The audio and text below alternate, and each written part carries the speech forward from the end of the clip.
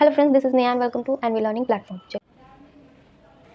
चलिए आज पढ़ना है हमें ट्रांसमिशन ऑफ इम्पल्स का ट्रांसमिशन पढ़ना है। ठीक है, देखो a nerve impulse is transmitted from one neurons to another through junctions called synapsis. बोला जा रहा है कि नर्व इम्पल्स का जो ट्रांसमिशन होता है एक क्या बोलते हैं इन न्यूरॉन्स से दूसरे न्यूरॉन्स तक, तो उसके बीच में ना स्पेस जो होती है तो उसको हम बोलते हैं साइनेप्स। उसको पूरा का पूरा जो जंक्शन बनता है उस जंक्शन को हम बोलते हैं साइनेप्सिस। ठीक है, देखो ये है आपका एक न्यूरॉन्स दिख रही है, ये एक न्यूरॉन्स का जो बाहर नीचे का आप साइनेप्टिक नोब से वो नोब से उसके नीचे जो आपको स्पेस दिख रही है, ये वाली स्पेस दिख रही है, ये स्पेस है। उसके बाद ये जो नीचे आपको रिसेप्टर दिख रहा है, ये रिसेप्टर किसी और न्यूरॉन्स का होगा। ठीक है, तो वही है, ये पूरा मिलके बना तो उसको हम बोलते हैं क्या, पूरा का पूरा एक जंक्शन बनाता है तो उस जंक्शन को हम बोलते हैं साइनेप्स। ठीक है, चलिए चल ठीक है। अब देखो क्या लिखा है, a synapse is formed by the member of a pre synaptic neurons and post synaptic neurons. ये बोला जा रहा है कि ये जो होता है साइनेप्स जो बनती है तो उस साइनेप्स में किस किस चीज़ के मिलने से बनती है। एक तो प्री साइनेप्टिक न्यूरॉन्स होती है, एक पोस्ट साइनेप्टिक न्यूरॉन्स होती है। ये पूरा का पूरा आपका हो गया एक पूरा साइनेप्स हो गई। ठीक है, और ये साइनेप्स में एक पहले वाली साइनेप्स से पहले की जो एक न्यूरॉन्स होंगी और एक साइनेप्स के बाद की न्यूरॉन्स होंगी। ठीक है, जैसे मैंने इसको बोला था, ये हमारा प्री साइनेप्टिक न्यूरॉन्स है और ये जो नीचे का रिसेप्टर है वो होगा हमारा पोस्ट साइनेप्टिक न्यूरॉन्स। समझ गया, तो वही दो दिया हुआ है।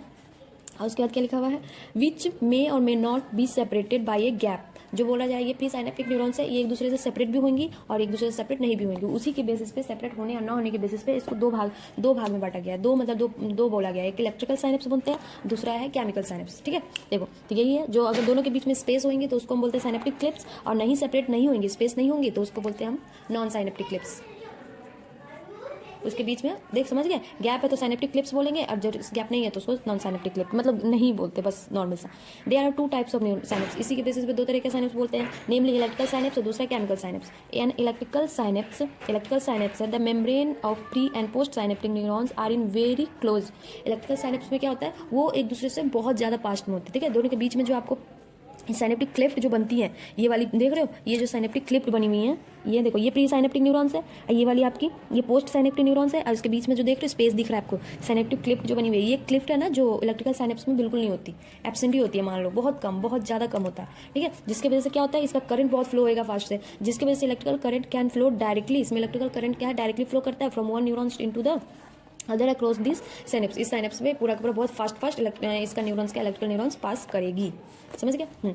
और उसके बाद क्या, transmission of impulse across this electrical synapse is very similar to the impulse conduction along the single axon. ये है जो बोला जा रहा है, इम्पल्स का जो इसका जो ट्रांसमिशन है इसमें इलेक्ट्रिकल साइनेप्स में बहुत सिमिलर है। मतलब ये तो सिमिलर है, वन डायरेक्शन ही होता है हमारा। ये very similar to impulse conduction along the single synapse. Single axon से है, देखिए सिंगल एक्सोन से पास करा, फिर बीच में स्पेस नहीं छूटा। इसका कहने का मतलब ये है कि स्पेस पास करा, बीच में थोड़ा सा स्पेस है तो उसको ना के बराबर मान के फिर दूसरा झट से दूसरे में आ गई, ये वाला बोला जा रहा है। ठीक है, अब उसके बाद क्या, impulse transmission across the electrical synapse is very fast. यहाँ पे बोल रहा है always faster, always very faster. ये होता है जो याद रखिए, इलेक्ट्रिकल साइनेप्स जो इम्पल्स ट्रांसमिट करती है वो हमेशा बहुत फास्ट होती है। Then across the chemical synapse, chemical synapse के रिलेटेड, केमिकल साइनेप्स से रिलेटेड बोला जा रहा है तो इसमें बहुत ज़्यादा फास्ट होएगी। अब उसके electrical synapse are rare, electrical synapse होती है बहुत ज़्यादा नहीं होती, क्योंकि इलेक्ट्रिकल साइनेप्स में क्या तो वेरी फास्ट रेटिंग होती है, इम्पल्स का ट्रांसमिशन बहुत फास्ट होता है, तो उसकी वजह से क्या होगा कि उतना ज़्यादा मतलब हर जगह यही होने लगी तो प्रॉब्लम हो जाएगी। तो इसलिए इसका जो होता है वो बहुत ही रेयर होता है, बहुत कम जगह पे पाया जाता है इलेक्ट्रिकल साइनेप्स बनना।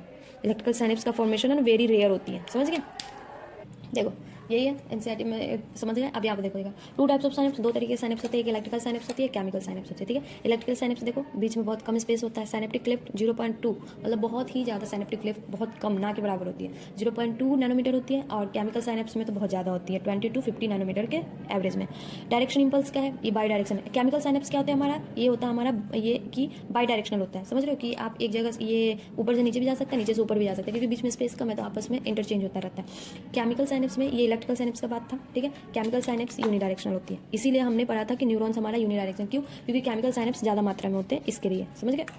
हाँ, केमिकल साइनेप्स में क्या होता है, इलेक्ट्रिकल साइनेप्स में क्या होता है, न्यूरोट्रांसमीटर एब्सेंट होती है, क्योंकि इसमें बीच में क्लिफ्ट बहुत कम बनता है तो न्यूरोट्रांसमीटर में होता ही नहीं है। समझ रहे हो, केमिकल में। और इलेक्ट्रिकल के में न्यूरोट्रांसमीटर एब्सेंट होती है, केमिकल में न्यूरोट्रांसमीटर प्रेजेंट होती है।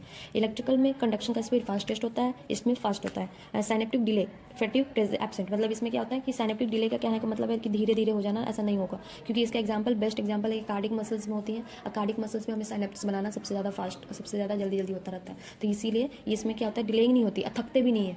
कार्डिक, अगर हमारा कार्डिक मसल्स थक जाए, इमेजिन करो जिस दिन आपका कार्डिक मसल थक गया उस दिन क्या ही हो जाएगा, आपका हार्ट काम करना बंद कर देगा। हार्ट काम करना बंद कर देगा तो क्या ही हो जाएगा कि आप तो सीधे हार्ट बीट बंद, इसका मतलब क्या हुआ, गुड बाय हो गया ना। तो यही लिए, तो इसके लिए हमारे ऐसे भी लर्न कर सकते हो कि हमारे हार्ट में कौन सा साइनेप्स बनता है, इलेक्ट्रिकल साइनेप्स बनता है, समझ गए।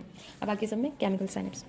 अब वही है, कुछ केमिकल साइनेप्स के बारे में पढ़ना है तो उससे पहले हम एनसीईआरटी पढ़ लेते हैं। चलो ठीक है, चलो देखते हैं क्या है ये। अब हमने जो पढ़ना है at a chemical synapse, chemical synapse पे हमारा क्या है, the membrane of the pre and the post synaptic neurons are separate by a fluid filled space called synaptic cleft. बोला जा रहा है केमिकल साइनेप्स के बारे में बोला जा रहा है। यहाँ पे क्या होता है कि मेम्ब्रेन होता है उसका, pre and post synaptic neurons वो सेपरेट होता है, दोनों के बीच में एक स्पेस होती है, वो स्पेस में फिल्ड होता है क्या, एक फ्लूइड फिल्ड होता है, और वो फ्लूइड फिल्ड होता है तो उस पूरे स्पेस को क्या बोलते हैं, साइनेप्टिक क्लिफ्ट। ठीक है, synaptic Clift. Do you no, क्या आप जानते हो, जैसे इस फिगर में दिया हुआ 21.3 में, समझ गए। अब देखो क्या लिखा, do you know how the pre synaptic neurons transmit an impulse, means impulse का मतलब एक्शन पोटेंशियल को across the synaptic cleft and to the post synaptic neurons. एक क्वेश्चन पूछ रहा है सिंपल सा आपसे कि क्या आप जानते हो कि आपका प्री साइनेप्टिक न्यूरॉन्स ये जो है वो कैसे अपना इम्पल्स मीन्स एक्शन पोटेंशियल कैसे ट्रांसमिट करता है, पहले साइनेप्टिक क्लिफ्ट में और फिर साइनेप्टिक क्लिफ्ट से पोस्ट साइनेप्टिक न्यूरॉन्स में।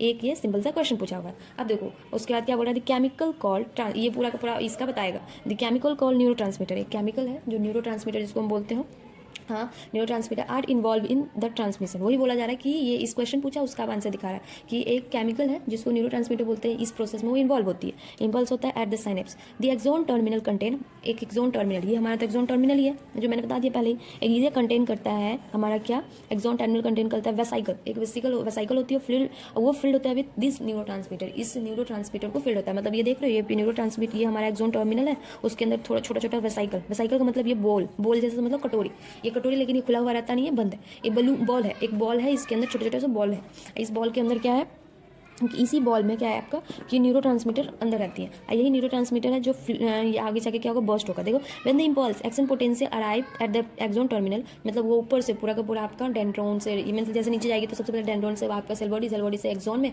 एक्सोन से एक्सोन टर्मिनल, एक्सोन टर्मिनल में साइनेप्टिक नोब में आ गई और यहाँ पे आ जाती है। तो उसके बाद क्या होता है हमारा, it stimulate the movement of synaptic vesicle, और ये साइनेप्टिक वेसाइकल को स्टिमुलेशन में करता है टुवर्ड द मेम्ब्रेन की तरफ, where they fuse with plasma. अब ये यहाँ आने के बाद ये इसके साथ यहाँ पे आ जाएगी और यहाँ से ये इसके फ्यूज, ये प्लाज्मा मेम्ब्रेन के साथ फ्यूज करेगी, अब बर्स्ट कर जाएगी। ठीक है, फ्यूज कर देगी प्लाज्मा के साथ, अब बर्स्ट कर जाएगा, then plasma membrane and release their neurotransmitter in the synaptic cleft. बोला जा रहा है वही कि जैसे कि पूरा का पूरा प्रोसेस हुआ, एक्सोन आपका डेंड्राइट से एक्सोन, साइटोन में, साइटोन के एक्सोन टर्मिनल, फिर साइनेप्टिक नॉब, और साइनेप्टिक नॉब में आने के बाद वो क्या हुआ, वो धीरे धीरे नीचे आया, नीचे आने के बाद प्लाज्मा मेम्ब्रेन से अटैच हुई, और प्लाज्मा मेम्ब्रेन से अटैच होने के बाद बर्स्ट हो गया, बर्स्ट होने के बाद क्या हुआ, साइकिल के बारे में बात हो रही है, वो रिलीज करेगा neurotransmitter to synaptic cleft. Synaptic cleft तो बेसिकली थी, उसमें पूरा न्यूरोट्रांसमीटर अपना गिरा देगा।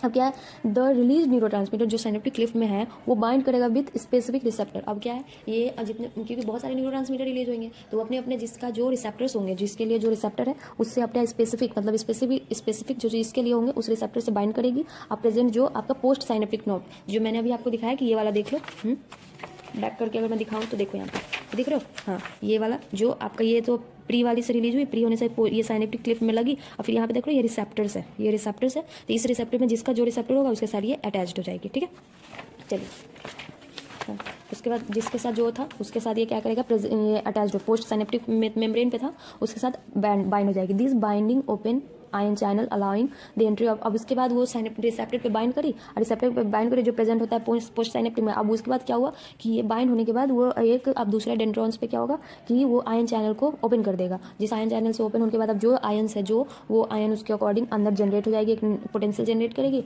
पोस्ट साइनेप्टिक में। पोस्ट साइनेप्टिक पोटेंशियल जनरेट के बाद क्या होगा कि एक एक्साइटेड, मतलब अब उसके कि जिस कौन सा आपका क्या बोलते हैं ये न्यूरॉन्स, ये जो रिसेप्टर्स है, और रिसेप्टर कौन सा न्यूरोट्रांसमीटर आया, इनहिबिटरी आया कि एक्साइटेटरी आया, मीन्स आपको ये न्यूरॉन्स है जो हर जगह जनरेट हुई। अगर मान लो आपको कहीं क्रैम्पिंग हो रही है, कहीं भी कोई प्रॉब्लम हो रहा था, तो प्रॉब्लम को स्टिमुलेट करने, मतलब प्रॉब्लम हो रहा था तो उसको कम करने के लिए अगर न्यूरोट्रांसमीटर मतलब आपको आपके पोस्ट साइनेप्टिक में आया है, आपके पास आया है, तो उसको क्या करेगा कि वो कम कर देगा, इनहिबिटरी वाला आएगा। और अगर आप स्लो पढ़े हुए हो, इनहिबिटरी एक्साइटेटरी की जरूरत है, अगर एक्साइटेटरी वाली आई होगी तो वहाँ पे जाके पावर उसका इन्हांस कर देगा और एक स्टिमुलेट कर देगा। जैसे कि ना एसिटाइलकोलिन है, तो एसिटाइलकोलिन आएगी तो वहाँ पे क्या होगा, मतलब आपको एक्साइट कर देगा, स्टिमुलेट कर देगा। बेसिकली ये बोला जा रहा है कि एक स्टिमुलेटरी होती है, एक इनहिबिटरी होती है। सो यहाँ तक हमारी न्यूरो ट्रांसमीटर कंप्लीट होती है। समझ गया? आई होप आपको सब समझ आ गया होगा न्यूरो ट्रांसमीटर के बारे में। चलिए, कुछ एक वही दो है, दो फेज की, एक एक्साइटेटरी वाली और एक इनहिबिटरी वाली, उसके मैंने कुछ लिखे हैं तो वो मैं दिखा देती हूँ। उसके बाद हम पढ़ेंगे सेंट्रल न्यूरल सिस्टम, ठीक है, CNS। चलिए, उससे पहले थोड़ा कुछ पढ़ लेते हैं। देखिए, सबसे पहले केमिकल साइनेप्स का EPSP का मतलब एक्साइटेटरी पोस्ट साइनेप्टिक पोटेंशियल का पूरा बोल रहा है, और दूसरा है जो आपका एक इनहिबिटरी वाला होगा। तो देखो, सबसे पहले है एक्साइटेटरी वाले में आपको क्या लिखा हुआ है कि सबसे पहले क्या होता है कि ये आपका प्री साइनेप्टिक नोब है, ये साइनेप्टिक क्लिफ्ट है, और ये पोस्ट साइनेप्टिक नोब है। समझ गया? अब इसके बाद क्या बोला जा रहा है कि ये प्री साइनेप्टिक है। प्री साइनेप्टिक न्यूरॉन्स पे क्या हुआ, यहाँ पे आपका क्या हो गया कि यहाँ पे सबसे पहले हुई डीपोलराइजेशन हुई, जिसकी वजह से आपको क्या हुआ, यहाँ पे आपका कैल्शियम आयन जनरेट ये होने के बाद यहाँ पे पूरा का पूरा न्यूरो ट्रांसमीटर रिलीज हुई। इसमें न्यूरो ट्रांसमीटर जो एक्साइटेटरी दिया हुआ है, तो एक्साइटेटरी के लिए हमने क्या यूज़ किया, एसिटाइल कोलिन। ठीक है, एसिटाइल कोलिन लिया, फिर एसिटाइल कोलिन का यहाँ पे आया। यहाँ पे आने के बाद बहुत जैसे बोला कि नीचे आइए, प्लाज्मा मेम्ब्रेन से अटैच होती है। प्लाज्मा मेम्ब्रेन से अटैच होने के बाद यहाँ पे बर्स्ट आउट हो जाती है। तो बर्स्ट आउट होने के बाद इसका पूरा का पूरा न्यूरो ट्रांसमीटर क्या होता है, साइनेप्टिक क्लिफ्ट में आके गिर जाता है। देखो यहाँ पे साइनेप्टिक क्लिफ्ट में ब्लू कलर का गिरा हुआ है, और ये साइनेप्टिक क्लिफ्ट में क्या है, ACH का मतलब एसिटाइल कोलिन। और फिर ये यहाँ पे एक्सोसाइटोसिस हुआ, एक इसी को यही प्रोसेस है। देखिए, इसी वाले को इसको एक्सोसाइटोसिस बोलते हैं। बर्स्ट आउट का मतलब एक्सोसाइटोसिस, एक्सो का मतलब होता है टूटना, साइटोसिस का मतलब सेल को तोड़ के जो बाहर निकलता है ना, उसको हम एक्सोसाइटोसिस बोलते हैं। अब यहाँ पे ये अंदर जाता है तो उसको एंडोसाइटोसिस बोलते हैं, ये याद रखिएगा। तो यहाँ पे रिसेप्ट करता है, इसलिए एंडोसाइटोसिस मैंने नहीं लिखा है। तो यहाँ पे क्या हुआ, एक्सोसाइटोसिस हुआ, इसके वजह से न्यूरो ट्रांसमीटर का। फिर इसके बाद यहाँ पे रिसेप्टर दिया हुआ है। अब इस जिसमें जो यहाँ पे स्टिमुलेटर के लिए यूज होगी रिसेप्टर, उस रिसेप्टर से आके ये बाइंड करेगा। यहाँ पे रिसेप्टर से बाइंड हुई न्यूरो ट्रांसमीटर, रिसेप्टर से बाइंड होने के बाद क्या हुआ, अब यहाँ पे क्या हो जाएगा, जो एक्स्ट्रा जो पोटेंशियल है, जो लीकेज चैनल यहाँ पे जो नॉर्मल सा है लीकेज गेटेड, वो ये खुल जाएगा। लीकेज तो खुल ही जाता है, तो ओपन हो जाएगा सोडियम लीकेज चैनल। और उसके बाद क्या है, यहाँ पे फिर डिपोलराइजेशन हुआ, यहाँ पे डिपोलराइजेशन, फिर यहाँ पे डिपोलराइजेशन होगा। फिर जो आगे का प्रोसीजर है वो प्रोसीड आगे बढ़ेगी। समझ गया? एसिटाइल कोलिन किस किस चीज़ का बना होता है, अगर वो याद करना है तो वो भी लिख सकते हो, एसिटेट प्लस कोलिन का बना हुआ होता है। ठीक है, तो ये मैंने लिख दिया। चलिए आगे बढ़े। देखो, अब EPSP का मतलब, IPSP का मतलब हुआ यहाँ पे हमारा inhibitory post synaptic potential. Inhibitory वाले में अभी इसमें सेम प्रोसेस उतना ही होगा कि, लेकिन वहाँ पे जो हमारा कैल्शियम रिलीज हुई थी, और यहाँ पे जो हमारा एक्साइटेटरी वाली एसिटाइल कोलिन रिलीज हुई थी, तो यहाँ पे आपका इनहिबिटरी रिलीज होगी न्यूरो ट्रांसमीटर। अब इनहिबिटरी न्यूरो ट्रांसमीटर में आप लर्न कर सकते हो बहुत सारे। गाबा सबसे बड़ा एग्जाम्पल हमारा जो है, गाबा याद कर लो। ठीक है, डोपामाइन भी होता है, सेरोटोनिन भी होती है, ग्लाइसिन भी होती है। ठीक है, ये सब हमारी इनहिबिटरी है। एक्साइटेटरी मैंने वहाँ पे नहीं लिखवाया था, यहाँ पे लिखवा दिया है, तो आप लिख सकते हो कि ये तो इनहिबिटरी न्यूरो ट्रांसमीटर है, कुछ इसमें से याद करने होते हैं। और ये हमारा एक्साइटेटरी न्यूरो ट्रांसमीटर में है ग्लूटामेट, एस्पार्टेट, एसिटाइल कोलिन, और ये इपिनेफ्रिन या फिर नॉरएपिनेफ्रिन, ये सब हमारी एक्साइटेटरी में आती है। और वो गाबा हो गया, डोपामाइन, ये सब हमारी क्या होती है, मतलब एक्साइटेटरी मतलब इनहिबिटरी में आती है। समझ गए? यहाँ पे वहाँ पे याद रखिएगा कि वहाँ पे हमारा सोडियम चैनल मतलब गेटेड लीकेज चैनल रिलीज होता है, ओपन होता है। यहाँ पे हमारा कौन सा होता है, क्लोरीन वाली होती है। क्लोरीन बेसिकली हमारे इनहिबिटरी के जैसा एक्ट करता है। समझ गए? चलिए, सो ये समझ आ गई आपको, पूरा क्लियर हो गया? आगे बढ़े। चलिए, अब हमें पढ़ना है CNS, central neural system, brain के बारे में पढ़ना है। ठीक है, देखो, brain is the central information processing organ of our body. Brain हमारा क्या है, सेंट्रल इन्फॉर्मेशन ऑर्गन है। मतलब जैसे कि कंप्यूटर का एक मेन ऑर्गन होता है CPU, वैसे हमारा ब्रेन हमारा CPU भी बोल सकते हो। यहाँ पे CIP लिखा, मतलब CPU, सेंट्रल प्रोसेसिंग यूनिट भी हमारी बोल सकते हो, ब्रेन होता है। उसमें क्या है, and act as a command and control system. ये हमारा एक्ट करता है कि कमांड करना भी इसी के हाथ में है, कंट्रोल करना भी सब इसी के हाथ में। इसीलिए बोला जाता है कि मेडिटेशन करना चाहिए। मेडिटेशन से हमारी ब्रेन की सेल्स क्या होती है, एक्टिव होती है। ठीक है, देखो क्या क्या कंट्रोल करता है। It controls the voluntary movement, balance of the body, in function of vital involuntary organ, सारा का सारा जितना भी है सब ये करता है। देखो क्या है, जितने भी वॉलेंट्री ऑर्गन, वॉलेंट्री मूवमेंट तो पता ही आपको, जिसको आप कंट्रोल कर सकते हो वो भी यही कंट्रोल करता है, जिसको आप कंट्रोल नहीं कर सकते हो वो भी यही कंट्रोल करता है। मतलब सारा बेसिकली ये पूरा का पूरा यही कंट्रोल करता है। इनवॉलेंट्री ऑर्गन्स में जैसे कि लंग्स हो गए, हार्ट हो गई, किडनी होगी, सारी यही कंट्रोल करती है। Balance of the body, body का पॉस्चर, जैसे कि आप कैसे चल सकते हो, कैसे घूम सकते हो, ये सारे यही कंट्रोल करता है। बैलेंसिंग वाली, कि चल रहे हो तो कहीं चलते चलते गिर जाते हैं। कभी देखना कि मतलब आपका जब ब्रेन, जैसे आप कॉन्शियस नहीं होते हो, चलते रहते कभी कभी आना, जैसे धूप में, जब गर्मी टाइम में बहुत होती है हमारे साथ, कि जैसे चलते चलते आते हैं, धूप का रेडिएशन हमारे पे पड़ता रहता है, आँख एकदम से ब्लिंक करती है, हम नीचे गिर जाते हैं, बेहोश हो जाते हैं, या फिर ऐसे अनबैलेंस्ड हो जाते हैं। तो वो सारा ब्रेन, क्योंकि हमारा उस टाइम में माइंड क्या होता है, कॉन्शियस नहीं हो पाता है। गर्मी लग जाती है, सिर पे गर्मी चढ़ जाती है, तो ठीक है। थर्मो रेगुलेशन, बॉडी का जो ठंडी गर्मी लगना, ये बॉडी का हीट जनरल बेसिकली हीट को मेंटेन करना, ये भी हमारा बॉडी ही करता है, ये ब्रेन ही करता है। हंगर एंड थर्स्ट, भूख लगना, प्यास लगना, सब यही कंट्रोल करता है। Circadian rhythm of our body, मतलब 24 घंटे का जो नींद स्लीप बैकअप साइकिल होती है ना हमारी, सोने की जगने की, ये सारा यही कंट्रोल करता है। Activities of several endocrine hormones, gland and human behaviour, जो मतलब जितने भी हमारे हार्मोन्स होते हैं, ग्लैंड्स होते हैं, सारे को यही कंट्रोल करता है। हमारा बिहेवियर है सब यही कंट्रोल करता है। देख लो इतने सारे फंक्शन यही कंट्रोल करता है। अभी और है, देखो, it is also the side for processing of vision, देखने के लिए, देखने की भी यही है। हियरिंग, सुनने की, speech, memory, intelligence, emotion, thought, सारे को ब्रेन ही कंट्रोल करता है, समझ रहे हो। इसलिए जब आदमी मेंटली डिसेबल, मेंटली अनस्टेबल हो जाता है, तो आदमी का कुछ भी, कितना भी फिजिकली आप स्ट्रांग हो, बट अगर आप मेंटली स्ट्रांग ना हो, मेंटली कुछ प्रॉब्लम हो जाए, तो इंसान कोई काम का नहीं रह पाता। देखो, समझ गए। एक स्टीफन हॉकिंस को देख लो, उनका देख ला, उनको देखो आपने, उन्हें मेंटली वो कितने स्ट्रांग थे, और बट वो फिजिकली देख लो उनको, फिजिकली वो मतलब एक व्हील चेयर पर रह के बट इतना बड़ा बड़ा काम कर लिया एक, बट क्योंकि उनके पास मेंटली बहुत स्ट्रांग थे। तो समझ रहे हो ब्रेन की कितनी ज़्यादा इंपॉर्टेंस है। अब देखो, अब इसे में देखा, human brain are developed are well protected by skull, हमारा जो ह्यूमन का ब्रेन है उसके ऊपर एक स्कल होती है जो बहुत ज़्यादा मतलब वेल प्रोटेक्टेड होती है स्कल से। इनसाइड द स्कल, स्कल के अंदर क्या होता है, the brain is covered by cranial meninges, जो एक तो खोपड़ी, जैसे आप बाहर से देख रहे हो ना आपका, तो वो बाहर का एक नॉर्मल से देखो, सबसे ऊपर अगर आप इमेजिन करो तो बाल, हेड का मैं पोस्टर बता रही हूँ, तो आप इमेजिन कर सकते हो मेरे साथ। हेयर के नीचे स्कैल्प है, स्कैल्प जो आपका नॉर्मल इंडोडर्मिस से बना हुआ है, इंडोडर्मिस है, उसके लेयर अंदर भी एक थोड़ी सी कुछ लेयर है स्किन की, क्योंकि स्किन की लेयर ही हमारी बहुत सारी है, तीन लेयर पड़े हमने।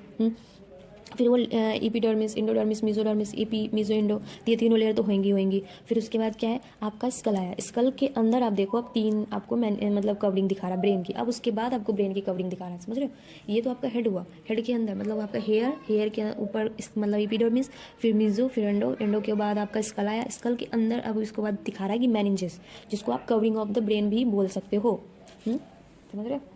मेनिंजेस में जो ब्रेन की कवरिंग होती है, समझ रहे हो। देखो अब उसमें क्या है कि वो जिसको क्रेनियल मेनिंजेस भी बोलते हैं, देखो, the brain covered by cranial meninges, वो क्रेनियल मेनिंजेस क्या कवर्ड, उसमें क्या क्या होता है, देखो उसमें आउटर लेयर होता है एक, जिसको हम ड्यूरामेटर बोलते हैं, एक वेरी थिन मिडिल लेयर होती है, उसको हम एरेकेनॉइड बोलते हैं, और एक इनर लेयर होती है, वो डायरेक्ट कॉन्टैक्ट में होते हैं ब्रेन टिश्यूज के, जिसके बाद मतलब हमारा ब्रेन स्टार्ट हो जाता है, तो उसको बोलते हैं पिया मैटर, समझ गए। तो आपका क्रेनियल मेनिंजेस समझ गए क्या होता है। क्रेनियल मेनिंजेस ऊपर वाले नहीं, उसके अंदर में आप समझ सकते हो कहाँ पे हुआ क्रेनियल मेनिंजेस, पूरा लेयर बता दिया मैंने ब्रेन का, मतलब ऊपर से आपकी बॉडी से विजुअल पोर्शन से लेकर जो आपको पोर्शन नहीं विजुअल है वो सब बता दिया। अब वही है कि देखो, brain can be divided into 3 major part, यहाँ 3 मेजर, अब उसके बाद आपका ब्रेन को 3 मेजर पार्ट में हमारा डिवाइड किया हुआ है, fore brain, mid brain and hind brain, समझ गए। चलिए, तो कुछ मेनिंजेस के बारे में दिखा देती हूँ मैं। मैं ज़्यादा नहीं पढ़ा रही ना, बिकॉज हम एनसीईआरटी से लेके ही पढ़ा रहे हैं, उससे एक्स्ट्रा तो पढ़ाना नहीं है, क्योंकि हल्का ही बहुत सही होता है, कि उतना आता नहीं है, जितना मैं ज़्यादा पढ़ा दूँ डिटेल में उतना डिटेल आपका आएगा नहीं, ठीक है। तो अब देखो, चलिए पहले थोड़ा सा पढ़ लेते हैं ब्रेन के मतलब आपका कवरिंग के बारे में, जो दिया था उसी का बेसिकली थोड़ा बहुत उसके बारे में, कि उसका लेयर में क्या पाया जाता है, किस चीज़ का बना होता है, ये सब। उसके बाद हम आगे पढ़ेंगे कि हमारा ब्रेन के 3 पार्ट में बांटा गया है, तो फोर ब्रेन पढ़ेंगे, मिड ब्रेन पढ़ेंगे एंड हाइंड ब्रेन पढ़ेंगे। देखो ये पहले देख लो ब्रेन का स्ट्रक्चर, देख रहे हो, यहीं पे है। चलिए पहले वही पढ़ लेते हैं कवरिंग, क्योंकि ये तो बाद में पढ़ेंगे ना, ये तो अंदर का है, उससे ऊपर इसका ढक्कन पढ़ लो। चलिए, तो अब है मेनिंजेस, ठीक है। मेनिंजेस में पढ़ना है हमें, ड्यूरामेटर है पहला, फिर है एरेकेनॉइड, और तीसरा है पिया मैटर, ठीक है। सो उसके बारे में थोड़ा सा पढ़ लेते हैं, फिर ये हो जाएगी हमारी क्लियर, ठीक है। सबसे पहले देखो मेनिंजेस का जो पहला होता है, सबसे पहले ड्यूरामेटर होता है सबसे आउटर सर्फेस, ठीक है। जो आउटर वाली लेयर होती है उसको हम बोलते हैं ड्यूरामेटर। यहाँ पे देखो, यहाँ पे 3 इसमें आपको दिख रही होंगी, यहाँ पे देखिए, यहाँ पे ये आपकी ब्रेन हुई, ब्रेन के ऊपर ये लेयर्स हैं, 3 लेयर बनाया मैंने। तो सबसे बाहर वाला जो लेयर है उसको हम बोलते हैं ड्यूरामेटर, उसके अंदर वाला जो लेयर होता है उसको हम एरेकेनॉइड बोलते हैं, और सबसे अंदर वाला लेयर होता है उसको हम पिया मैटर बोलते हैं, समझिए। तो उसके अकॉर्डिंग लिखा हुआ है यहाँ पे देखो, ड्यूरामेटर आउटर लेयर होता है, फाइब्रस होती है, ये बना किस चीज़ का होता है, ये फाइबर की बनी होती है, डबल होती है, डबल लेयर्ड होती है ये, और ये होती है नॉन वैस्कुलर, मतलब इसमें ब्लड नहीं जाते, ठीक है। ये वैस्कुलर नहीं होता, ये याद रखिएगा, ये पूछता है कभी कभी, ये नॉन वैस्कुलर होता है, ठीक है। चलो, अब है दूसरा एरेकेनॉइड है जो मिडिल लेयर होती है, अब मिडिल ये प्रेजेंट होती है, ये वाली सबसे मतलब इंपॉर्टेंट है, ये एरेकेनॉइड वाली जो लेयर होती है मिडिल में, वो बस मैमल्स में प्रेजेंट होती है। ब्रेन तो सबके पास होते हैं ना, लेकिन ब्रेन्स जो होती हैं उसमें ड्यूरामेटर और पियामेटर वो सब में प्रेजेंट होंगी, लेकिन ये जो होती है एरेकेनॉइड होती है वो बस और बस क्या बोलते हैं आपका, हमारे मैमल्स में प्रेजेंट होता है, ठीक है। ये एरेकेनॉइड जो होती है वो हाईली वैस्कुलर होती है, बहुत ज़्यादा ब्लड वेसल्स से कनेक्टेड होता है, बना हुआ होता है, ठीक है। चलिए समझ गए, आगे बढ़ते हैं। देखो चलिए अब ये पिया मैटर, पहला ये है, दूसरा तीसरा हमारा हो गया पिया मैटर। पिया मैटर क्या होता है, सबसे इनर वाली होती है, थिन होती है, और ये होती है जो डायरेक्ट होती है, अटैच्ड होती है सेरेब्रम, क्योंकि अब यहाँ से हमारी ब्रेन स्टार्ट हो जाएगी। ठीक है, तो हमारी यहाँ से ब्रेन स्टार्ट हो जाएगी, तो आप यहाँ से समझ सकते हो कि सबसे पहले ब्रेन का ऊपर वाला लेयर आता है तो सेरेब्रम, तो सेरेब्रम से अटैच्ड होती है डायरेक्ट। ठीक है, तो लेयरिंग पढ़ लिए, और उसके बीच में जो होता है ना सब अरेकिनोइडल स्पेस, वो भी देख लो अब थोड़ी सी। देखो अब इसके बीच में हमें देखना है, देखो यहाँ पे है सब अरेकिनोइडल स्पेस। ठीक है, सबसे पहले यहाँ पे देखो दो, ये ड्यूरामेटर, ड्यूरामेटर के बाद अरेकिनोइड, अरेकिनोइड के बीच में, दोनों के बीच में है जो आपका एक स्पेस है, तो उस स्पेस वो फील्ड होता है CSF है। ठीक है, सेरेब्रो स्पाइनल फ्लूइड होती है, उससे बड़ी होती है। और उसके बाद जो हमारी है कि उसमें सब अरेकिनोइडल स्पेस भी भरा होता है, सब अरेकिनोइडल स्पेस है वो CSF ही जो बेसिकली होता है वो प्रेजेंट होती है ये दोनों के पिया अरेकिनोइड और पिया मेटर के बीच में। ठीक है, ड्यूरामेटर और अरेकिनोइड के बीच में स्पेस फ्लूइड जो बड़ी होती है उसको CSF बोलते हैं, और उसके बाद अरेकिनोइड और पिया मेटर के बीच में जो फ्लूइड होती है उसको हम बोलते हैं क्या, सब अरेकिनोइडल स्पेस में फ्लूइड भरी होती है, उसमें भी CSF ही होती है, स्पेस होती है उसमें CSF भरा होता है। ठीक है, समझ आ गया। चलिए आगे पढ़ते हैं। चलो अब पढ़ना है हमें ह्यूमन ब्रेन। ह्यूमन ब्रेन पढ़नी है, सबसे पहले ह्यूमन ब्रेन में पढ़ना है फोर ब्रेन, फिर मिड ब्रेन, फिर हाइंड ब्रेन। ठीक है, चलो तो सबसे पहले पढ़ते हैं फोर ब्रेन। फोर ब्रेन है, उसको आप प्रोसिफेलोन भी बोल सकते हो। ठीक है, फोर ब्रेन को प्रोसिफेलोन, प्रो मतलब पहले, सिफेलोन मतलब ब्रेन को ही बोला जाता है। ठीक है, फोर ब्रेन में दो पार्ट होती है, मतलब उसको दो में बांटा गया, एक टेलेंसिफेलोन और एक डायंसिफेलोन। टेलेंसिफेलोन में होती है सेरेब्रम, डायंसिफेलोन में होती है थैलेमस, हाइपोथैलेमस, एपिथैलेमस। समझ रहे हो, हाँ, कि पूरा का पूरा कंप्लीट टेलेंसिफेलोन होंगी तो उसमें आपका सिर्फ और सिर्फ क्या आएगा, उसमें आपका आएगा सेरेब्रम। और उसके बाद जब डायंसिफेलोन आएंगे तो डायंसिफेलोन में आपका थैलेमस होता है, उसके बाद हाइपोथैलेमस होता है, एपिथैलेमस, तो तीनों का मिलाकर। ठीक है, और इसके बाद सेरेब्रम है, इस पर ऑल्फैक्टरी लूप्स भी होती हैं, और हिप्पोकैम्पस, एमिग्डाला, सारे के सारे आपका टेलेंसिफेलोन में आता है, जिसमें सबसे बड़ा पार्ट, लार्जेस्ट पार्ट ब्रेन का होता है वो होता है सेरेब्रम। और उसके बाद ऑल्फैक्टरी लूप्स का मतलब जो स्मेल से रिलेटेड होती है, हिप्पोकैम्पस, एमिग्डाला, ये दोनों लिम्बिक सिस्टम जनरेट करता है, बनाता है आगे। थैलेमस, हाइपोथैलेमस, ये दोनों इमोशनल ब्रेन है। ठीक है, यहाँ तक समझ गए। ये पहले ओवरव्यू देख लो, फिर मिड ब्रेन में हमें पढ़ना है मेसेंसिफेलोन। मिड ब्रेन को दूसरा बोला जाता है मेसेंसिफेलोन, मेसन का मतलब मिड होता है, सिफेलोन मतलब ब्रेन। इसको कॉर्पोरा क्वाड्रिजेमिना, इसमें पोजीशन इसका डोर्सल है। कॉर्पोरा क्वाड्रिजेमिना का दो, इसमें 2 सुपीरियर कॉलिकुलाई होता है, 2 इंफीरियर कॉलिकुलाई होता है। ठीक है, जो सुपीरियर कॉलिकुलाई होती है वो बेसिकली विजुअल रिफ्लेक्स, मतलब देखने के लिए, देखने के रिलेशन में होती है, रिलेटेड होती है, और नीचे का इंफीरियर हो जाता है, ऑडिटरी होता है। ठीक है, अब तीसरा है हाइंड ब्रेन। हाइंड ब्रेन मतलब होता है रोम्बिनसिफेलोन, सबसे लास्ट वाला। और हाइंड ब्रेन को भी दो भाग में बांटा गया है, एक मिनट। हाँ, हाइंड ब्रेन में देखो ये मेसेंसिफेलोन है, मेसेंसिफेलोन मेडुला ऑब्लोंगेटा, और ये है मेडेंसिफेलोन। मेडेंसिफेलोन में एक होता है पॉन्स, दूसरा होता है सेरेबेलम। ठीक है, चलिए यहाँ तक समझ आ गया। ये ओवरव्यू था। अब एनसीईआरटी पढ़ लेते, फिर उसके बाद आपको पूरा फोर ब्रेन और इसका हल्का हल्का सबका ओवरव्यू देंगे, पूरा डिटेल नहीं जाएंगे, बस थोड़ा सा बस फंक्शन और उसका ओवरव्यू। ठीक है, चलिए आगे बढ़ते हैं। ये देखो ये वाला स्ट्रक्चर देखिए, इसका सबसे पहले क्या है, ये पूरा ब्रेन है। ठीक है, देखो क्या लिखा है, डायग्राम शोइंग क्या है, sagittal section of the human brain. Human brain का जो सेक्शन है वो देख रहे हो। सबसे पहले ये सेरेब्रल हेमिस्फीयर है। ठीक है, उसके बाद आपको देखिए ये सेरेब्रम है, सेरेब्रम। फोर ब्रेन में कौन कौन सा आता है, सेरेब्रम होती है, थैलेमस होती है, हाइपोथैलेमस होती है, तीन हमने साथ में देखा। अब देखो यहाँ पे देखो ये वाली आपकी हाइपोथैलेमस है, और ये वाली हाइपोथैलेमस है, और ये आपकी थैलेमस है। ठीक है, इसी के ऊपर वाला पोर्शन जो होगा वो एपिथैलेमस होगा। ठीक है, समझ रहे हैं। हाँ, अब उसके बाद ये वाला जो पोर्शन आपको दिख रहा है ये कॉर्पस कैलोस्ट्रम है, और उसके बाद कॉर्पस कैलोस्ट्रम का जो फर्स्ट वाला फ्रंटल पार्ट होता है उसको जेनियो बोलते हैं, इंटीरियर पोर्शन। और उसके बाद जो इसका पोस्टीरियर पोर्शन है उसको स्प्लेनियम बोलते हैं, स्प्लेनियम बोलते हैं, स्प्लेनियम जो बोल सकते हैं, स्प्लेनम। ठीक है, पोस्टीरियर पोर्शन को स्प्लेनम बोलते हैं, इंफीरियर पोर्शन को हम क्या बोलते हैं, उसका जेनियो बोलते हैं। समझ गए। हाँ, अब उसके बाद आपका है मिड ब्रेन। ये मिड ब्रेन है, ये वाली दिख रही है अभी, हाँ ये दिख रही है आपको मिड ब्रेन है, ये वाली मिड ब्रेन दिख रही है। और इसके बाद ये है आपका हाइंड ब्रेन। हाइंड ब्रेन में ये पोर्शन है आपका पॉन्स, फिर इसके बाद ये मेडुला ऑब्लोंगेटा आती है, सेरेबेलम, और इसके बाद नीचे वाला ये पोर्शन है मेडुला ऑब्लोंगेटा। ठीक है, तो ये है मिड ब्रेन हो गया, ये पॉन्स, सेरेबेलम और मेडुला ऑब्लोंगेटा, इस तीनों को मिला के आपका हाइंड ब्रेन बनता है। ठीक है, और ये जो रॉड जैसे बाहर निकलती हुई दिख रही है ये आपका स्पाइनल कॉर्ड जनरेट करेगी। ठीक है, चलो समझ आ गया। हाँ, और ये है कॉर्पस कैलोस्ट्रम, देख रहे हो ये वाला पोर्शन कॉर्पस कैलोस्ट्रम, ये है जो प्रेजेंट, ये भी याद रख लो कि ये जो होता है ओनली इन मैमल्स, मैमल्स में कॉर्पस कैलोस्ट्रम का भी एक है स्पेसिफिक कैरेक्टर की, ये भी बस मैमल में ही प्रेजेंट होता है। ठीक है, चलिए सेरेब्रल एडिक्वेट जो होती है वो उसको आप एडिक्वेट ऑफ स्काइलस भी बोलते हैं, साइलकस भी बोलते हैं इसको, ये वाली जो देख रहे हैं आपको। हाँ चलिए समझ गए। अब हमें पढ़ना है एक एक करके fore brain, mid brain, high brain. चलिए अब पढ़ना है फोरब्रेन। फोरब्रेन है, forebrain consist of cerebrum, thalamus, hypothalamus, ठीक है। और उसका जो फिगर में हमने पहले पढ़ा था, सेरेब्रम फॉर्म करता है the major part of the human brain. Human brain का सबसे मेजर, सबसे बड़ा पार्ट जो होता है वो सेरेब्रम ही हमारा फॉर्म करता है, ठीक है। एक deep Clift divide the cerebrum longitudinally into 2 half. एक डीप क्लिफ्ट होता है जो डिवाइड करता है सेरेब्रम को 2 भाग में, ठीक है। विच आर टर्म एज, जिसको हम बोलते हैं नाम left and right cerebral hemisphere, ठीक है। उसको हम लेफ्ट और राइट सेरेब्रल हेमिस्फीयर में बोलते हैं। जैसे कि ये वाला देखो, ये देख रहे हो, ये जो एक है क्लिफ्ट, ये सेरेब्रल हेमिस्फीयर, बीच में आपका ये कॉर्पस कैलोसम है, तो इससे एक ये साइड हुई है, फिर ये ऐसे रहता है, ठीक है। देखो ये ऐसे रहता है, तो ये ऐसे करके किया हुआ है, तो ये इसको ये यहाँ से हट जाएगी, यहाँ से हटी, तो ये ऐसे पोर्शन है, तो ये एक सेरेब्रल हेमिस्फीयर है, बीच में ये कॉर्पस कैलोसम जैसे बनी रहती है, और ये पहला पोर्शन है, ये दूसरा पोर्शन, दोनों बीच में ऐसे अटैच्ड होती है, ठीक है। तो इसी के बारे में बोला जा रहा है कि लेफ्ट और राइट 2 सेरेब्रल हेमिस्फीयर होता है, ठीक है। अब वो है हेमिस्फीयर आर कनेक्टेड, वही लिखा हुआ है कि हेमिस्फीयर जो होती है हमारी वो कनेक्टेड होती है by A track of nerves, जिसको हम कॉर्पस कैलोसम बोलते हैं, ठीक है। हेमिस्फीयर जो है वो होती है, कनेक्ट होती हैं by a track of nerves के ट्रैक्स पे, जिसको हम कॉर्पस कैलोसम कहते हैं, समझ गया। The layer of cells which cover the cerebral hemisphere copper cerebral cortex. अब बोला जा रहा है कि सेरेब्रल हेमिस्फीयर के ऊपर जो लेयर होती है, वो लेयर जो सेरेब्रल हेमिस्फीयर को बेसिकली कवर करके रखती है, उसको हम सेरेब्रल कॉर्टेक्स बोलते हैं। तो ये वर्ड सब याद रखिएगा, सेरेब्रल कॉर्टेक्स, कॉर्पस कैलोसम और सेरेब्रल हेमिस्फीयर सब अलग अलग है। And is throne into prominent fault. ये बोला जो इसके बहुत सारे फॉल्ट्स होते हैं, फॉल्ट्स मतलब देख रहे हो कर्व टाइप जैसे बना हुआ है, ग्रुप बनी हुई है बेसिकली, ये ग्रुप देख रहे हो ऐसे ऐसे ऐसे, ये होता बहुत बड़ा है, बट जिसको ऐसे ऐसे कर्व जैसे बना दो तो उसका स्पेस तो मतलब कम हो जाता है, और एक ही स्पेस में बहुत सारे एडजस्ट हो जाते हैं। तो वही दिया हुआ है कि ये ग्रुप जैसे बना दिया हुआ है, जिसकी वजह से क्या है कि कम स्पेस में ही ज़्यादा ये आराम से एडजस्ट होकर रह जाती है, ठीक है।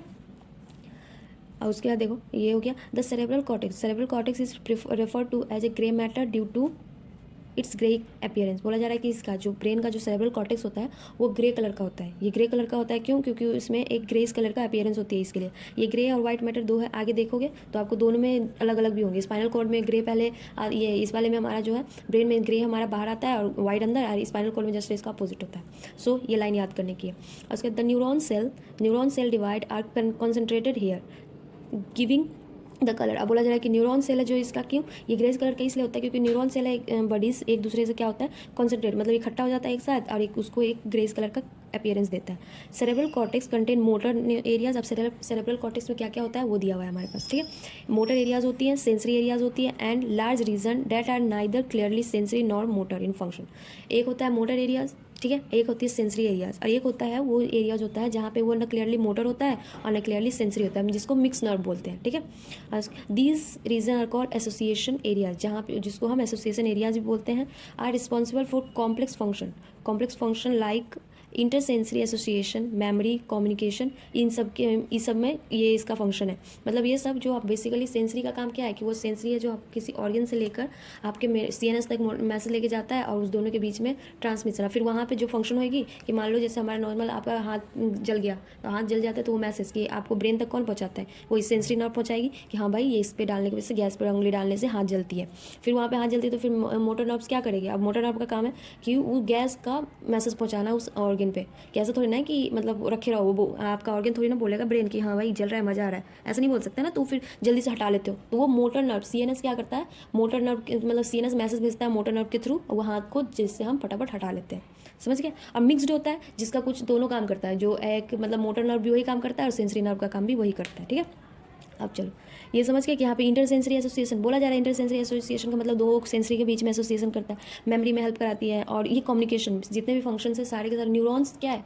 न्यूरॉन्स एक वायर के जैसा है। जैसे कि आप घर में इलेक्ट्रिसिटी लगाते हो तो इलेक्ट्रिसिटी मेन बोर्ड हो गया, मेन बोर्ड के बाद ये स्विच दबाते हो तो उसका इलेक्ट्रिसिटी पास करती है ना वायर से। तो न्यूरॉन्स वैसा ही है कि ये कम्युनिकेशन के लिए इलेक्ट्रिसिटी पास कराना, कि इलेक्ट्रिसिटी वहाँ तक जाने के लिए उसको किसी ना किसी सोर्स की ज़रूरत है ना, तो वही सोर्स हमारा न्यूरॉन्स है, समझ गए। Fiber of the tract are covered with myelin sheath which are constitute the inner part of the cerebral hemisphere। बोला जा रहा है ये फाइबर जो है, न्यूरॉन्स जो है, वो ट्रैक का मतलब वो ये पाथ है जो जहाँ तक हम लेके जा रहे हैं, ट्रैक मतलब वायर, वो कवर्ड होता है ऊपर से माइलिन शीथ, क्योंकि न्यूरॉन्स है तो उसके ऊपर माइलिन शीथ होएगा ही। Which constitute the inner part of the cerebral hemisphere, ये सेरेब्रल हेमिस्फीयर का इनर पार्ट बनाता है। They gives an opaque white appearance to the layer and hence is called white fibre. अब देखो ये क्या बोला जा रहा है कि हमारा जो फाइबर ऑफ द ट्रैक का जो फाइबर है, जब इंटरनल बारे का बात हो रहा है कि न्यूरॉन्स क्या, तो वो माइलिन शीथ। यहाँ पे देखो ग्रेइश अपीयरेंस इसके किसके वजह से होता है, सो याद रखिएगा। और एक यहाँ पे आपका ये सेरेब्रल कॉर्टेक्स आपका ग्रे कलर का था, इसलिए ग्रे कलर का था, ग्रेइश अपीयरेंस उसका इसलिए था क्योंकि ग्रे मैटर उसमें प्रेजेंट होता है। अब देखो यहाँ पे दूसरा बोला है कि हमारा फाइबर्स है जो उसके अंदर, तो आपका माइलिन शीथ के प्रेजेंट होने की वजह से वो व्हाइट कलर का होता है, समझ गया।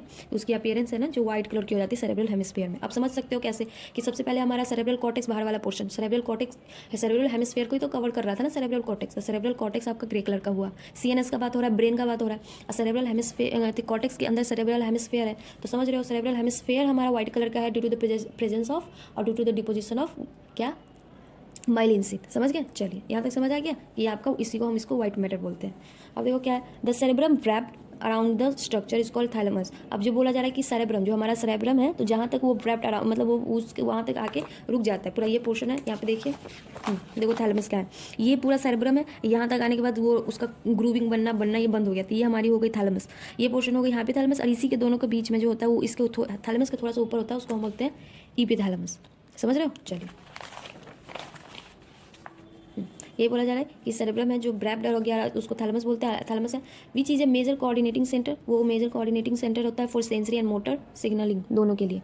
दिख रहा है, हाँ चलो दिख रहा है, ठीक है। ये दोनों सेंसरी और मोटर दोनों नर्व्स जो होती हैं उसका भी कोऑर्डिनेशन करने के लिए ये हमारा थैलेमस में ही होता है।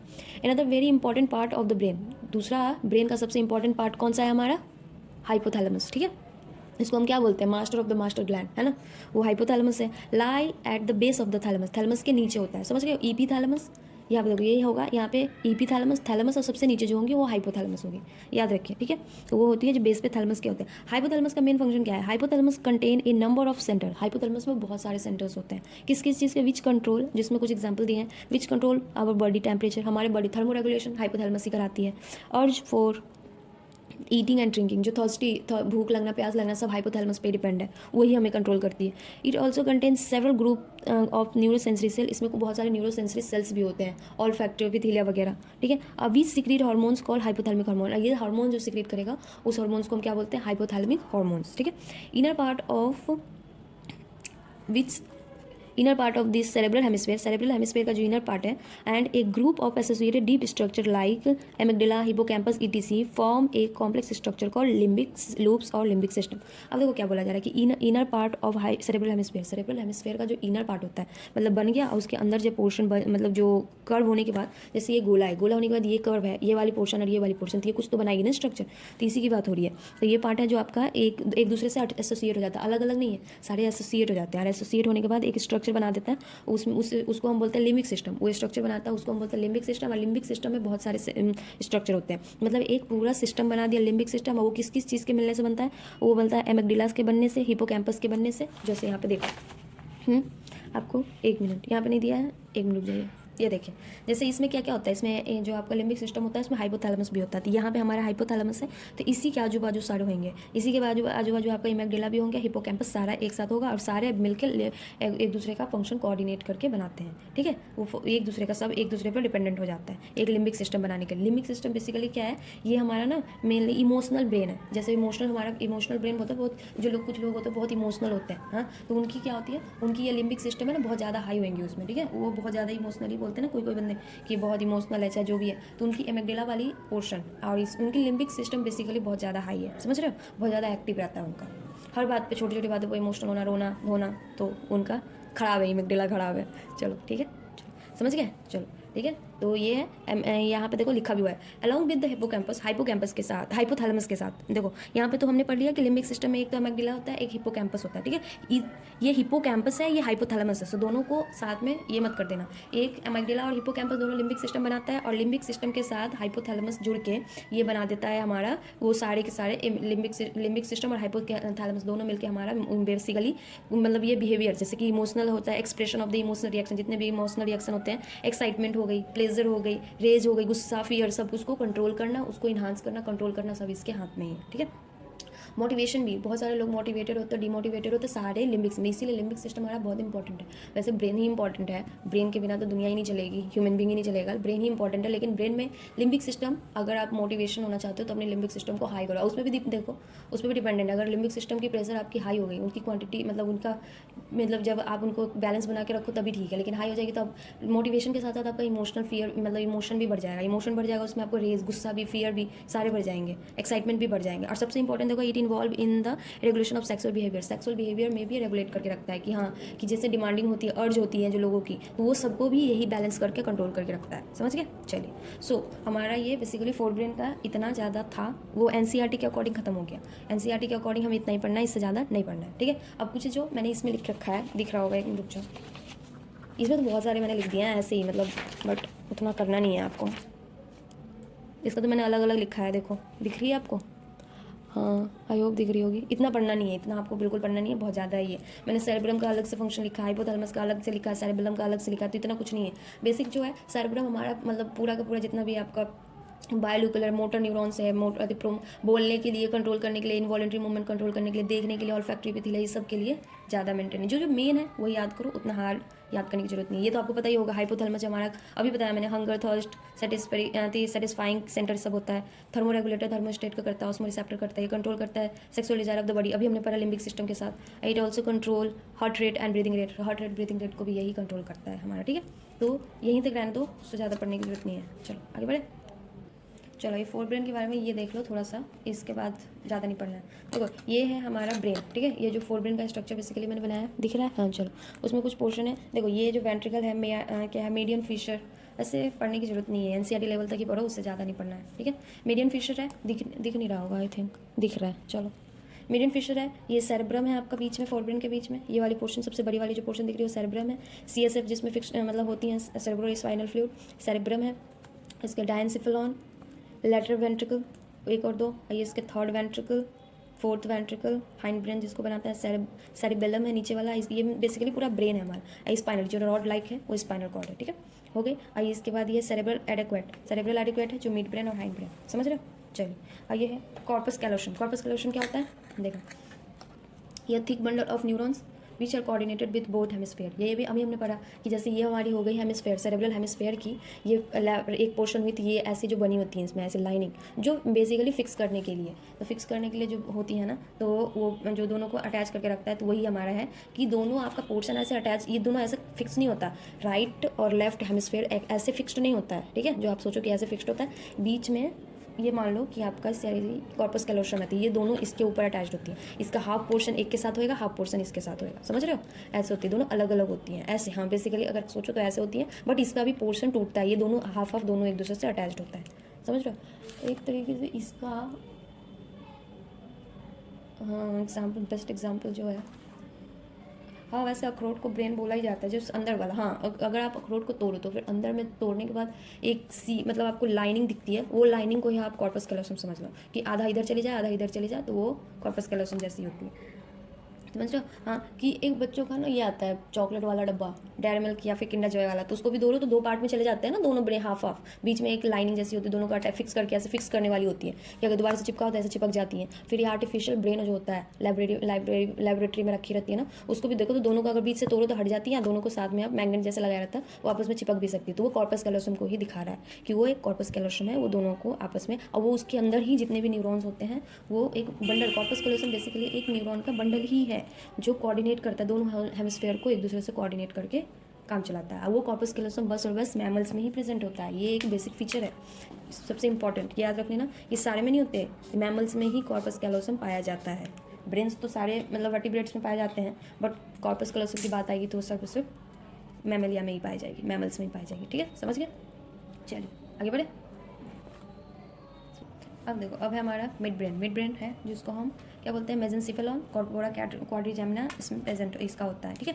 इसमें पोजीशन क्या है, इसका डोर्सल है, इसमें टू सुपेरियर कॉलिकुलाई होती हैं जो विजुअल रिफ्लेक्ट मतलब जिसका फंक्शन मतलब बेसिकली फंक्शन करेगा जो देखने के काम में, और इसका 2 इंफीरियर कॉलिकुलाई जो सुनने के लिए, ठीक है। अब देखो यहाँ पे एनसीईआरटी पढ़ लेते हैं, तो क्या लिखा हुआ दिख रही है, हाँ चलो दिख रही है। मिड ब्रेन बेसिकली क्या है, mid brain are located between thalamus, hypothalamus of the fore brain and pons of the mid brain, hind brain, ठीक है। मिड ब्रेन होता है जो होता है बेसिकली क्या होता है, थैलेमस हाइपोथैलेमस हमारा फोर ब्रेन का हो गया, और हाइंड ब्रेन का जो हमारा होगा वो हाइपोथैलेमस, ठीक है। हाइपोथैलेमस का हाइंड ब्रेन उस दोनों के बीच में लोकेटेड होता है। उसके बाद कनाल कॉल्ड सेरेब्रल एडिक्वेट, इसमें एक कनाल होती है सेरेब्रल एडिक्वेट बोला था, passes through the mid brain से पास करती हैं। उसके dorsal portion of the mid brain consist of mainly 4 round swelling loops जिसको बोलते हैं कॉल्ड कॉर्पोरा क्वाड्रिजेमिना। ये जाता है dorsal portion of the mid brain का जो डोर्सल पोर्शन होता है जो मतलब पीछे साइड से देखोगे तो उसमें 4 लूप्स जैसे बनी होती है, 4 गोले गोले स्वेलिंग जैसे लूप्स जैसे बनी होती है वो, और चारों को साथ में बोलते हैं तो कॉर्पोरा क्वाड्रिजेमिना जिसको साथ में बोलते हैं।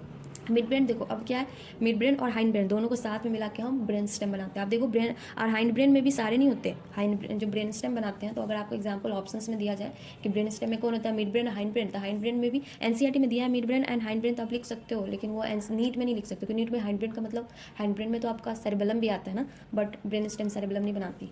ब्रेन स्टेम का क्या मतलब है, ब्रेन वो तो हाइंड ब्रेन सेरेबेलम तो बगल में होता है ना, स्टेम के साथ नहीं होता। देखो ये वाली देख लो, ये आपका क्या है, ये सेरेबेलम है, जो सेरेबेलम ये अलग है, और ये वाली जो पोर्शन है ये आपका स्टेम का मतलब जो सपोर्ट पिलर, ये पिलर के जैसे जो बनाता है, तो पिलर के जैसे आपका बनाता है मिड ब्रेन तो बनाता है, उसके साथ आपका पॉन्स उसके साथ जुड़ा हुआ है, पॉन्स बनाता है। लेकिन ये क्या है, सेरेबेलम तो आपका इस साइड है तो ये नहीं बनाता।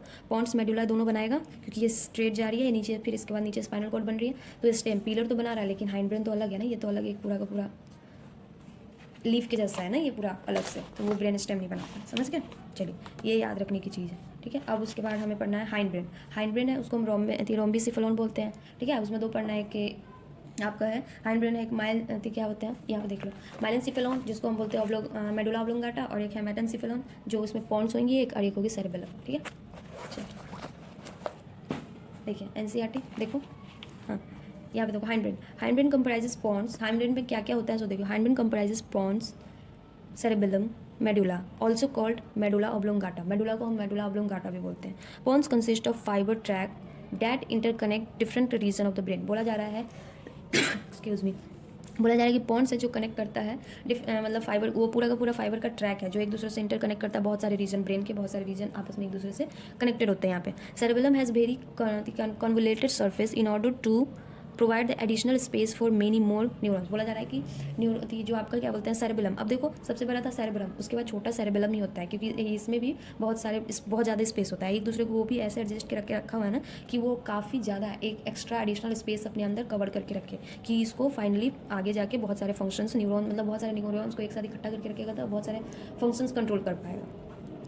Medulla of the brain is connected to the spinal cord. हाँ मेडुला इसका ब्रेन का लास्ट पोर्शन है, तो उसी से डायरेक्ट स्पाइनल कॉर्ड का मतलब निकलता है ना, तो वो मेडुला है स्पाइनल कॉर्ड से डायरेक्ट कांटेक्ट में होती है। मेडुला कंटेन सेंटर, मेडुला है जो कंटेन करता है सेंटर विच कंट्रोल। अब देखो मेडुला में कितने सारे सेंटर्स होते हैं, एक तो होता है रेस्पिरेटरी सेंटर, कार्डियोवैस्कुलर रिफ्लैक्स वाली सेंटर, गैस्ट्रिक सिक्रेशन, जितने भी है मतलब आपको पूरा लंग्स से रिलेटेड मतलब रेस्पिरेशन से रिलेटेड, हार्ट से रिलेटेड, स्टमक से रिलेटेड, सारे के सारे सेंटर, कुछ भी प्रॉब्लम होती है उसका पूरा सेंटर कहाँ पे है, मेडुला ऑब्लोंगाटा में। समझ रहे हो।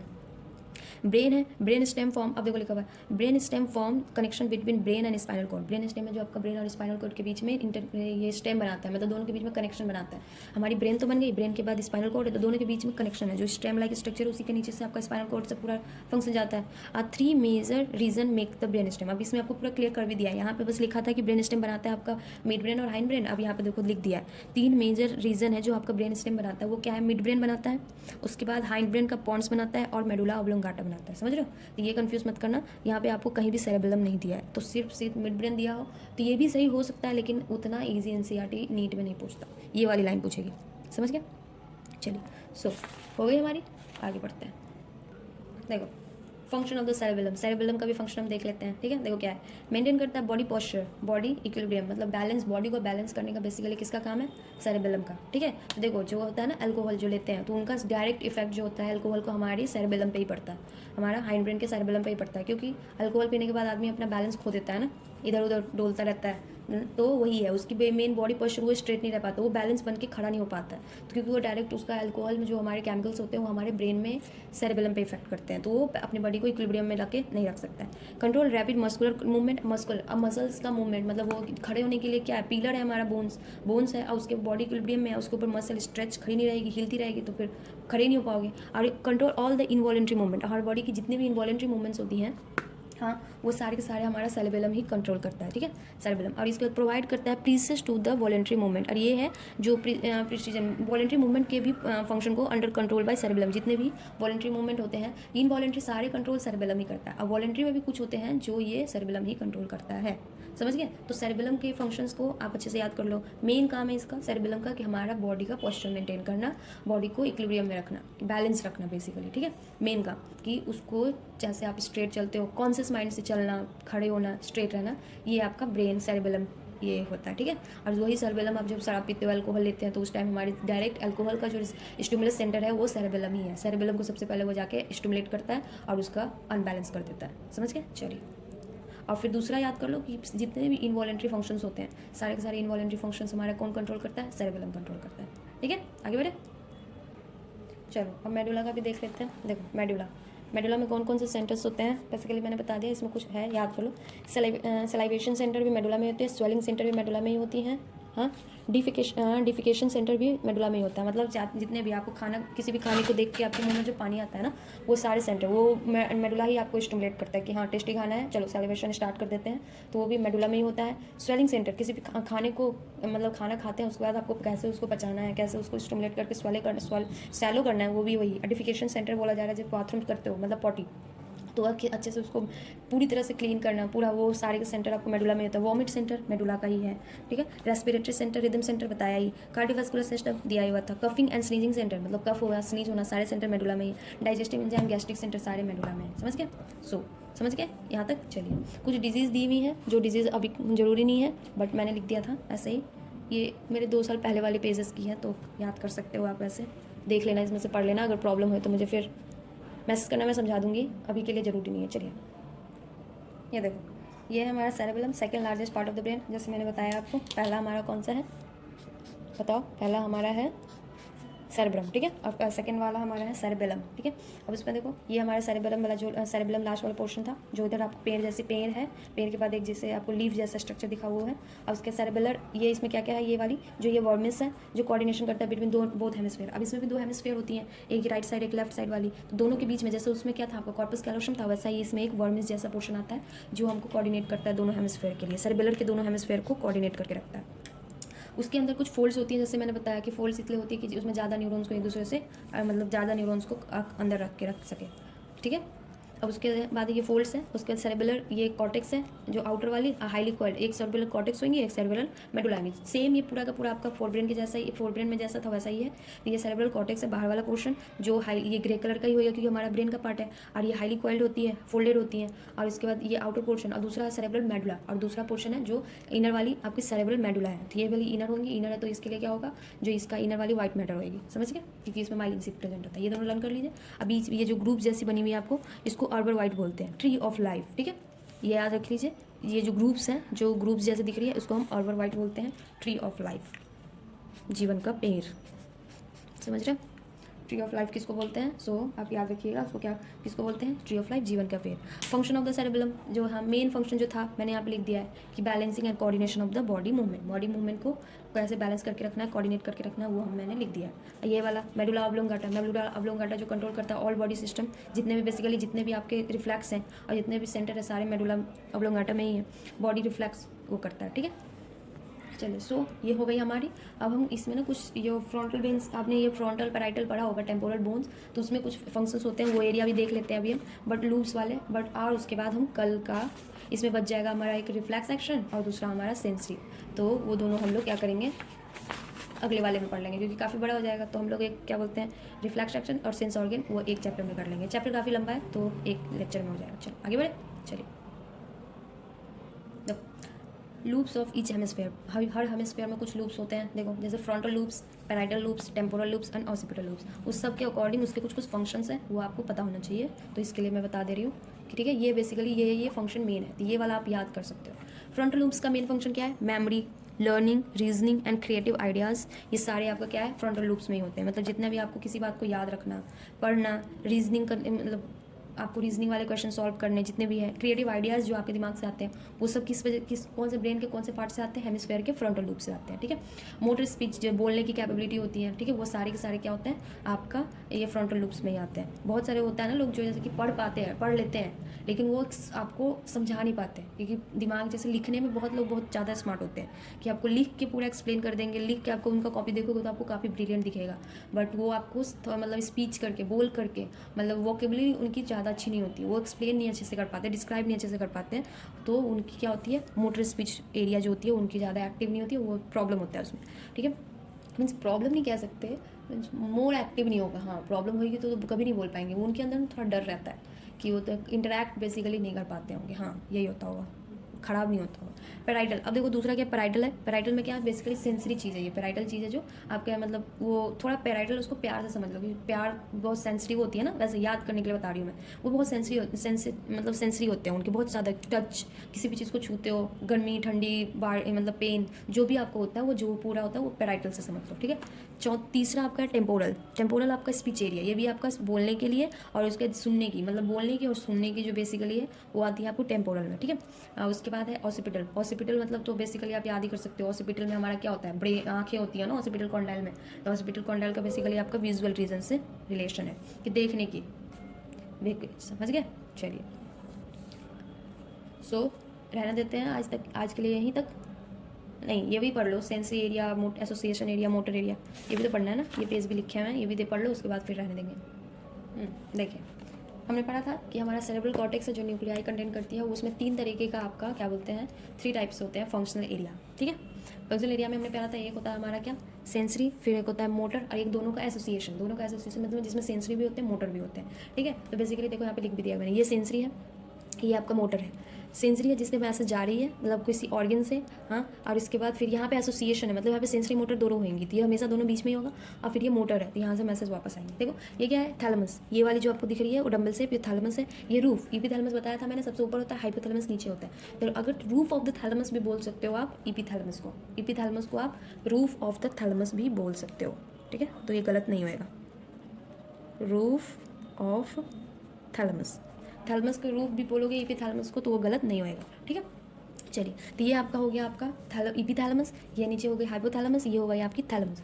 थैलेमस है जो आपका लॉन्गेस्ट है, ठीक है, और उसके बाद डंबल शेप लिखा भी हुआ है। अब फंक्शन क्या है बेसिकली थैलेमस का, वो एक्ट करता है as a relay centre for sensory and motor, ये सेंसरी और मोटर दोनों के फंक्शन को क्या करते हैं एक दूसरे से कंट्रोल मतलब बैलेंस करके और एक दूसरे से कनेक्ट करके रखता है, ठीक है, समझ गए। चलिए ये है डायनसिफेलॉन, ठीक है। अब ये क्या है, ये आपका ये आप देखो ये है act as a endocrine gland, ये आपका जो था ये जो पूरा का पूरा है एरिया न्यूरॉन्स वाली एरिया, वो आपका क्या करता है कि इंडोक्राइन ग्लैंड मतलब बेसिकली आपके हार्मोन्स मतलब रिलीज कराते हैं, इंडोक्राइन ग्लैंड के जैसे फंक्शन करता है। ये कंट्रोल करता है किस ऑर्गन पे, ये इनवॉलेंट्री एक्शन पे कंट्रोल करता है, जितने भी इनवॉलेंट्री एक्शंस होंगे उसी पे कंट्रोल करेंगे, ठीक है। इसमें सबसे पहला से एरिया है जो सेंसरी एरिया, जो अभी मैंने बताया कि आपको कुछ टच करते हो तो फील होती है, तो फील होने के बाद वहाँ से जो फंक्शन होगा तो मोटर वापस सीएनएस से मैसेज देगा, तो ये सेंसरी एरिया जो कंट्रोल करता है आपको touch, hot, cold, pain etcetera. Association area जो मैक्सिमम एरिया ऑफ कॉर्टेक्स की जितनी एरिया होती है सबसे ज़्यादा होती है एसोसिएशन एरियाज होती है, ठीक है।